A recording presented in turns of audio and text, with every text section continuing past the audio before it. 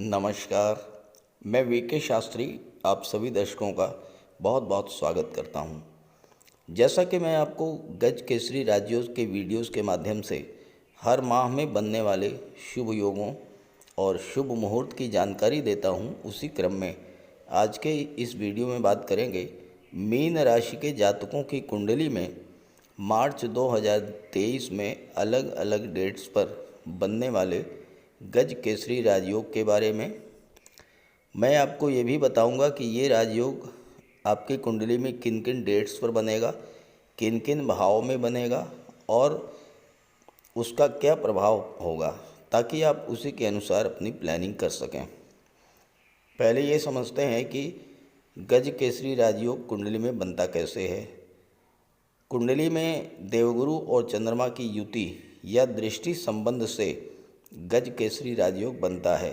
इसके अलावा चंद्रमा पर बुध और शुक्र के दृष्टि पड़ने से भी गज केसरी राजयोग बनता है। ये राजयोग इतना श्रेष्ठ राजयोग है कि अगर किसी भी जातक की जन्म कुंडली में बन जाए तो उसे धन संपदा, संतान सुख, स्त्री सुख, माता पिता भाई बहनों का सुख, मान सम्मान, यश कीर्ति, ये सब जीवन भर मिलता रहता है। ये राजयोग हर व्यक्ति की गोचर कुंडली में हर महीने कुछ विशेष तिथियों पर बनता है, लेकिन आपको इसकी जानकारी नहीं होती और इसलिए आप इसका लाभ नहीं ले पाते।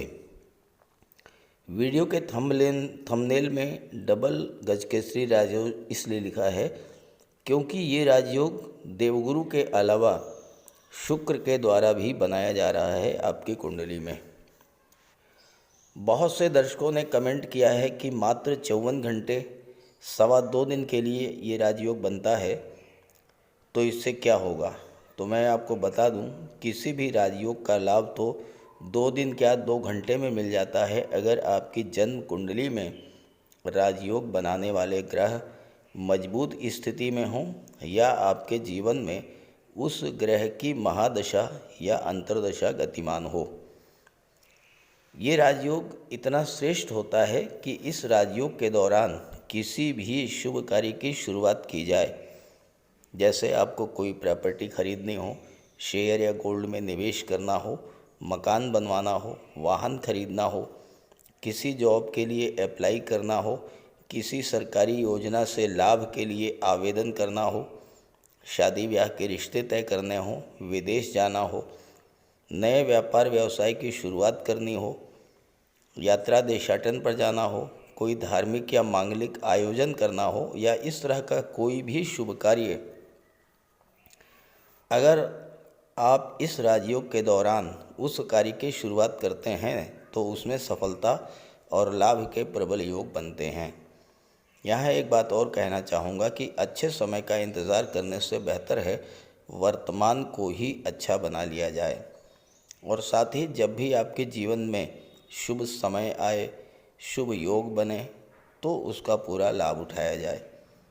इसी उद्देश्य से ये वीडियो अपलोड कर रहा हूँ ताकि आपको शुभ समय की, शुभ मुहूर्त की जानकारी हो सके और आप शुभ समय पर अपने कार्यों की शुरुआत करें और उसका पूरा लाभ उठाएं। ये विश्लेषण आपकी चंद्र राशि के आधार पर किया जा रहा है और वीडियो के अंत में मैं आपको ग्रहों के उपाय भी बताऊंगा। दूसरी बात, कमेंट बॉक्स में किसी भी अनजान व्यक्ति के द्वारा दिए गए नंबर पर भूल करके भी कांटेक्ट मत कीजिएगा, आपके साथ फ्रॉड हो सकता है। तो ये है मीन राशि के जातकों की कुंडली। देवगुरु बृहस्पति का गोचर आपकी कुंडली के लग्न भाव में है और देवगुरु के साथ शुक्र का भी गोचर है। 12 मार्च को शुक्र राशि परिवर्तन करके धन भाव में चले जाएंगे।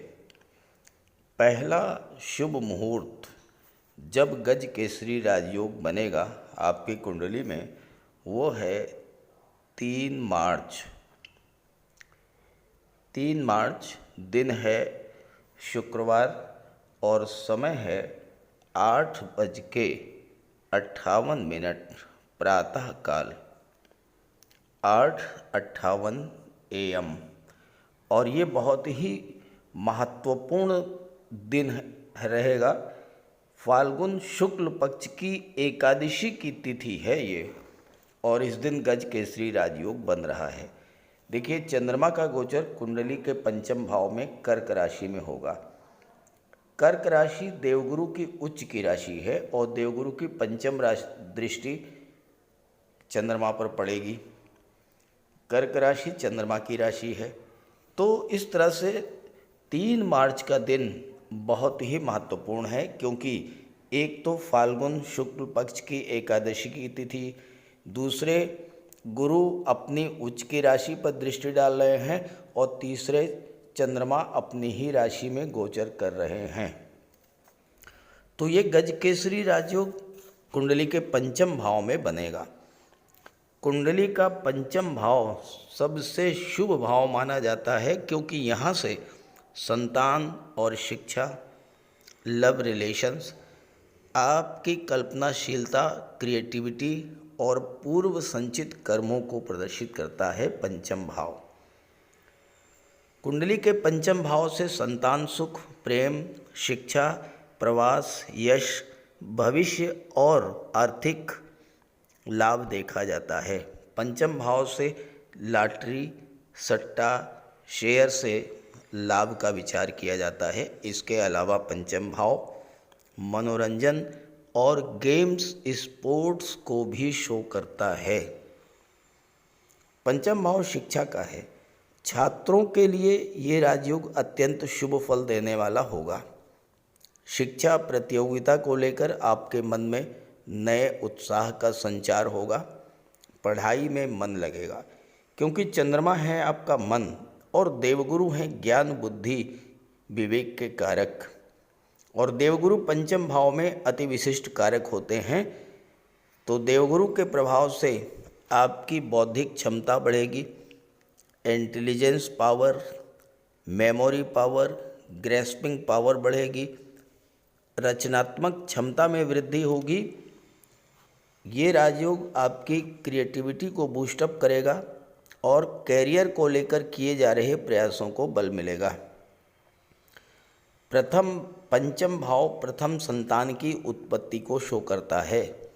विवाहित हैं तो संतान की प्लानिंग कर सकते हैं, और वो संतान देवगुरु के समान भव्य व्यक्तित्व के स्वामी, ज्ञानवान, बुद्धिमान और धर्म ईश्वर में आस्था रखने वाली होगी। पंचम भाव लव और रोमांस को भी शो करता है। अपने प्रेम संबंधों में नई ऊर्जा, नई ऊष्मा का एहसास करेंगे आप। नए रिलेशंस बन सकते हैं। मनोरंजन के लिए कहीं घूमने का प्लान कर सकते हैं। लॉटरी, शेयर, सट्टे से भी लाभ हो सकता है, हालांकि विशेष रूप सावधानी के साथ। पंचम भाव में गज केसरी राजयोग जॉब के नए अवसरों को दर्शाता है। नई नौकरी मिल सकती है या नौकरी में परिवर्तन भी कर सकते हैं। पंचम भाव का संबंध गणित, विज्ञान और कला से होता है, और अगर आपकी रुचि इन क्षेत्रों में है तो आपको सफलता देने वाला होगा ये राजयोग। पंचम भाव राजनीति में मंत्री पद को दर्शाता है, और इस योग के बनने पर आपको राजनीति में उच्च पद भी मिल सकता है। यहाँ पर गोचर करते हुए चंद्रमा की दृष्टि लाभ के भाव पर पड़ेगी, एकादश भाव पर। तो आपको धन का भी लाभ होगा, सोशल सर्किल का दायरा बढ़ेगा, आपका सोशल नेटवर्क बढ़ेगा, और उससे आपको लाभ होगा। अगला शुभ मुहूर्त जब गज केसरी राजयोग आपकी कुंडली में बनेगा वो है 8 मार्च, और दिन है बुधवार। समय है इसका प्रातः 8:53, 8:53 AM, और 8 मार्च को चैत्र कृष्ण पक्ष की प्रतिपदा की तिथि होगी। चंद्रमा का गोचर कन्या राशि में होगा, सप्तम भाव में, और ये जो राजयोग है ये डबल राजयोग बनेगा। शुक्र की भी दृष्टि पड़ेगी और गुरु की भी दृष्टि पड़ेगी, तो डबल गज केसरी राजयोग बनेगा। 8 मार्च को आपकी कुंडली में। सप्तम भाव क्या होता है? सप्तम भाव वैवाहिक जीवन का, साझेदारी का, समृद्धि, prosperity, social image, legal contracts, व्यापारिक अनुबंध और रिलेशनशिप का होता है। विपरीत लिंगी के प्रति आकर्षण, आपकी डेली इनकम, व्यापार और साथ ही साथ सप्तम भाव किडनी और पेट के निचले हिस्से को भी शो करता है। सप्तम भाव में गज केसरी राजयोग बनने पर उत्तम कोटि का विवाह या उत्तम कोटि का जीवन साथी प्राप्त करने का योग बनाता है। विवाह के बाद धन प्राप्ति या विवाह के बाद भाग्योन्नति का भी योग बनता है। आपकी सोच में जो नेगेटिविटी थी वो समाप्त होगी और जीवन में सकारात्मक सोच के साथ आप आगे बढ़ेंगे, क्योंकि चंद्रमा आपका मन है और आपके मन पर शुक्र और गुरु जैसे 2 शुभ ग्रहों की जब दृष्टि पड़ेगी तो सकारात्मक सोच के साथ आप आगे बढ़ेंगे। आपकी डेली इनकम बढ़ेगी, व्यावसायिक सफलता और ख़ासकर पार्टनरशिप में व्यापार शुरू करने के लिए ये राजयोग अत्यंत शुभ है। आपकी सोशल इमेज भी इम्प्रूव करेगी। किडनी या बैक पेन था तो उससे भी आपको राहत मिल सकती है। जीवन साथी के साथ संबंधों में सुधार होगा। बिजनेस पार्टनर या लव पार्टनर के साथ संबंधों में सुधार के लिए ये आदर्श स्थिति होगी, क्योंकि इस समय आपका मन शांत रहेगा, ज्ञान बुद्धि विवेक जागृत होगा। आप दूसरे पक्ष की बात भी ध्यान से सुनेंगे, दूसरों की भावनाओं को समझने का प्रयास करेंगे, दूसरों की भावनाओं का सम्मान करेंगे और समस्या सुलझ जाएगी। इस योग के बनने पर आप कोई लीगल कॉन्ट्रैक्ट भी कर सकते हैं, कानूनी अनुबंध या व्यापारिक अनुबंध भी कर सकते हैं। रिलेशंस में नई ऊष्मा और ऊर्जा लाने वाला होगा ये योग, और विपरीत लिंगी के प्रति आकर्षण बढ़ेगा। विवाह के रिश्ते तय हो सकते हैं। चंद्रमा की दृष्टि आपके लग्न भाव पर पड़ेगी तो आपके स्वास्थ्य में सुधार देखने को मिलेगा, मानसिक शांति मिलेगी और किसी प्रकार की कोई चिंता थी तो वह भी दूर होगी। 12 मार्च रविवार को तीसरी बार ये गज केसरी राजयोग आपकी कुंडली में बनने जा रहा है और इसका समय है प्रातः 2:18। प्रातः 2:18 से ही गज केसरी राजयोग आपकी कुंडली में प्रभावी हो जाएगा और ये चैत्र कृष्ण पक्ष की पंचमी की तिथि होगी। चंद्रमा का गोचर वृश्चिक राशि में होगा। आपकी कुंडली के भाग्य भाव में गुरु की नवम दृष्टि पड़ेगी चंद्रमा पर। इस समय शुक्र राशि परिवर्तन करके धन के भाव में चले जाएंगे। गुरु की दृष्टि चंद्रमा पर पड़ेगी और गज केसरी राजयोग का निर्माण होगा। अब ये गज केसरी राजयोग नवम भाव में बन रहा है, भाग्य भाव में। देवगुरु पंचम और नवम दोनों के कारक होते हैं और जब यहाँ पर गज केसरी राजयोग बनेगा तो फिर बहुत ही सकारात्मक परिणाम आपको देखने को मिलेगा। नवम भाव से भाग्य, पिता, धर्म, सत्कर्म, नैतिक मूल्यों, गुरु, उच्च शिक्षा, धार्मिक यात्राएं, कंसल्टेंसी और रिप्रोडक्टिव सिस्टम का विचार किया जाता है। और नवम के स्वामी स्वयं देवगुरु बृहस्पति हैं, कारक हैं। तो यहाँ पर गज केसरी राजयोग का बनना आपको भाग्य का फुल सपोर्ट देगा। आपके जो भी कार्य अधूरे रह गए थे उन्हें पूरा करने की शुरुआत कर सकते हैं आप इस राजयोग के बनने पर। इस समय आपको अपने पिता, अपने गुरु का मार्गदर्शन भी प्राप्त होगा और आप उनके आशीर्वाद से जीवन में आगे बढ़ेंगे।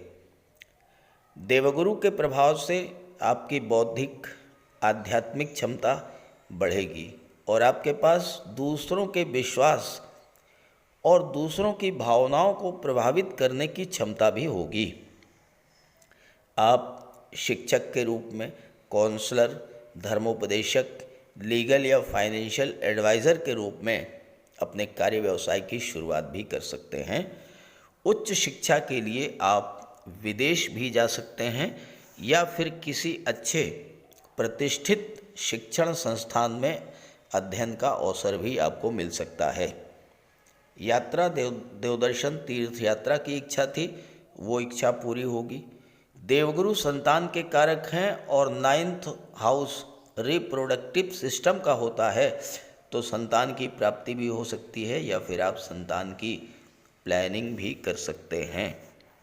चंद्रमा की दृष्टि तीसरे भाव पर पड़ेगी तो आपके पराक्रम पुरुषार्थ में वृद्धि होगी।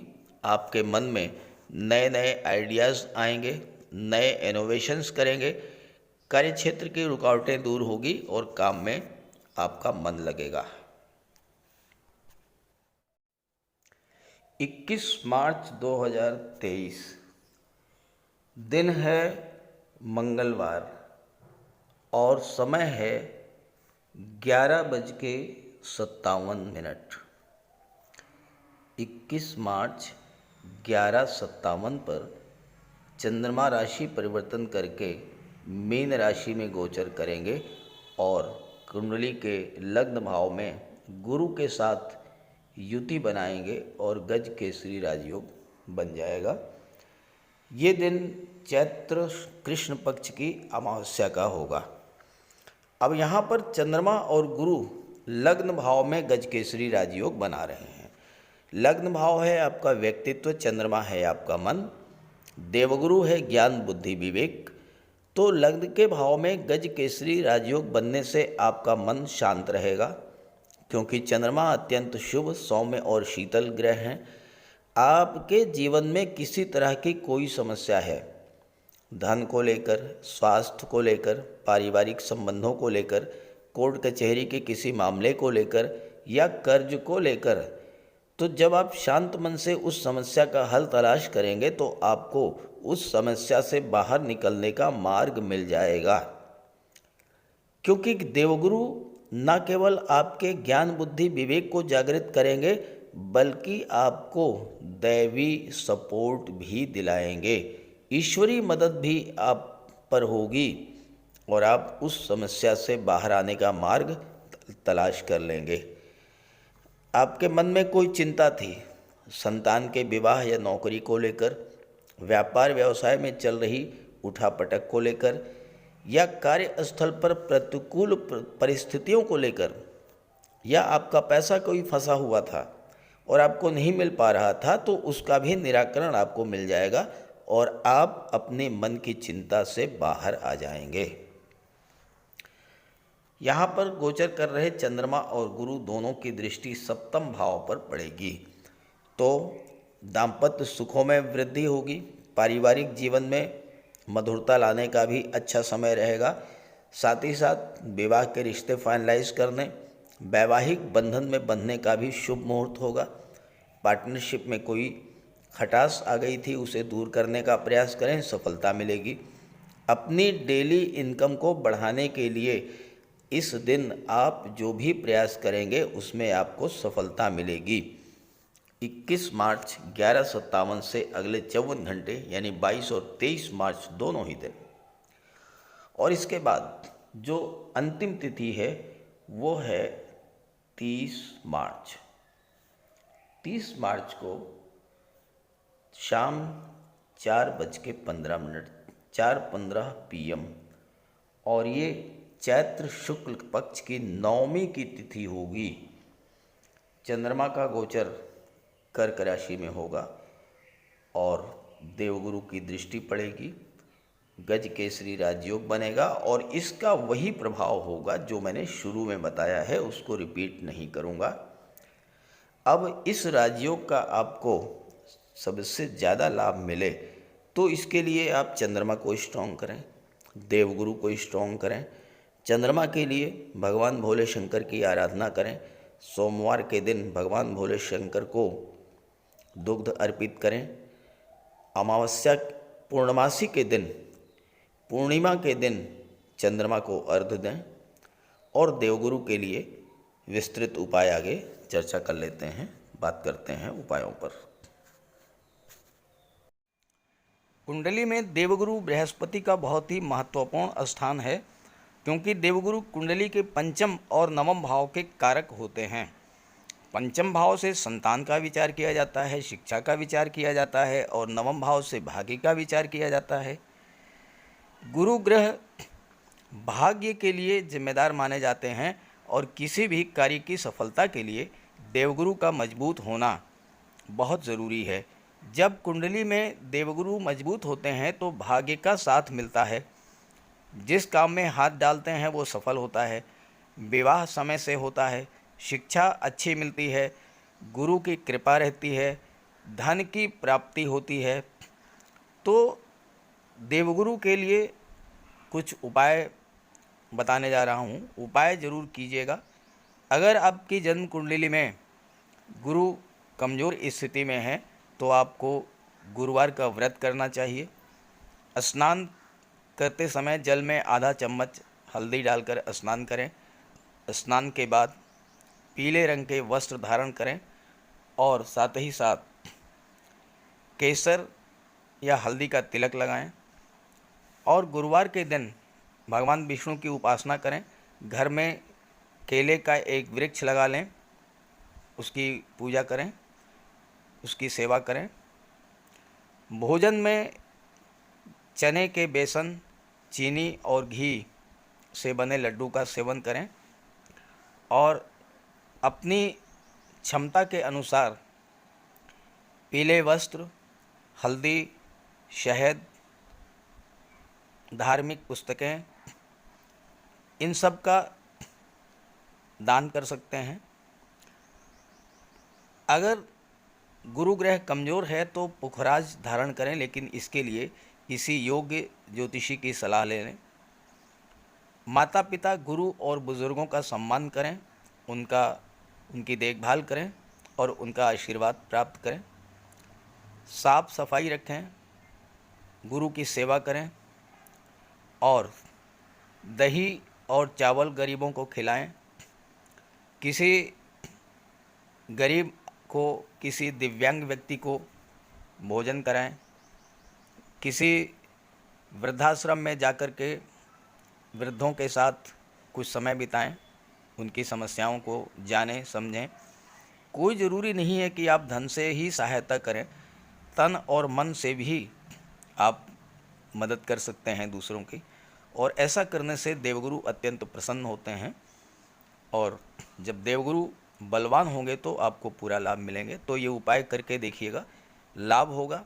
कमेंट करके बताइएगा ताकि आपके साथियों को भी इसका लाभ मिल सके। नमस्कार।